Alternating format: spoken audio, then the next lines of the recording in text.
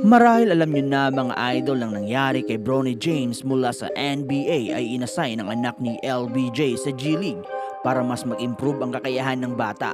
Subalit dahil nga sa popularidad ng ama ni Bronny at dahil sa paggamit ng kanyang impluensya para makapasok ang anak sa NBA, maraming criticism ang natanggap ni Bronny. Isa na nga dito mga idol ay ang former NBA All-Star at Grizzlies guard Gilbert Arenas na pinuna ang laro ni Bronny James sa NBA. Sa panayam kay Arenas mga idol ay sinabi nito na hindi umano alam ni Bronny James kung ano ang gagawin kung nasa kanya ang bola dahil may mga pagkakataon na mas maayos na itira ay pinapasa ito ng anak ni Lebron at may mga panahon din na maganda sanang ipasa subalit tinitira niya ito. Ang malaking problema daw umano sa laro ni Bronny James mga idol ay hindi ito aggressive. Takot ito na tumira at parang ayaw pumuntos. Para kay Arenas dapat umanong baguhin ni Bronny ang kanyang isip na dapat isipin na siya ay pupuntos at kung may didepensa saka na ito ipapasa. Ganun pa man mga idol, ito ay magandang obserbasyon para kay Bronny para maayos niya ang kanyang laro. Si Bronny James ay 20 taong gulang pa lamang at marami pa siyang oras para ma-develop. Sana ang kanyang oras sa G League ay magbigay sa batang guard ng sapat na panahon upang ma-develop tulad ng maaring makuha niya kung nagstay siya sa college. Ano sa palagay ninyo mga idol?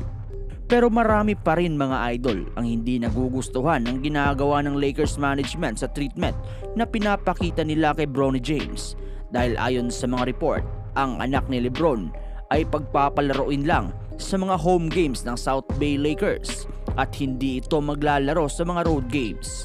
Kinwestiyon ng mga NBA analysts mga idol kung magkakaroon ba ng development si Bronny kung pinapakita ng Lakers management ay parang binibigyan palagi ng pabor ang anak ni Lebron kaysa sa dapat gawin ng mga talent developers ng team. Isa pa mga idol, palaging mag-a-adjust ang coaching staff ng South Bay Lakers dahil sa setup na ito. Pag nasa home court, ang South Bay Lakers ay kailangang magbago ng starters at rotation dahil nandoon ang anak ni Lebron, habang ibang rotation naman ang gagamitin sa mga road games. Habang sa kabilang balita naman mga idol, sa ngayon ng Lakers management ay nangangalap ng datos para sa isang magandang trade. Ayon sa mga report, interesado ang Purple and Gold kay Wizards center Jonas Valanciunas. Matatandaang matagal ng target ng Lakers si Valanciunas mula pa noong off-season. Maliit lang din naman mga idol ang kontrata ni Valanciunas sa Wizards na 30.3 million sa loob ng 3 taon. Kaya ang pag-acquire ay madali lang para sa Purple and Gold. Paniguradong magandang addition si Valanciunas mga idol sa Lakers. Lalo't kulang talaga ang center replacement ng Lakers dahil si Christian Wood ay injured pa rin at nagpapagaling sa kanyang operasyon sa tuhod. Kaya mga idol, ang pagkakaroon ng another big man ay mas tutulong sa Lakers para maging flexible ang lineup nila kung gusto nilang magpasok ng dalawang malalaki kasama si Anthony Davis.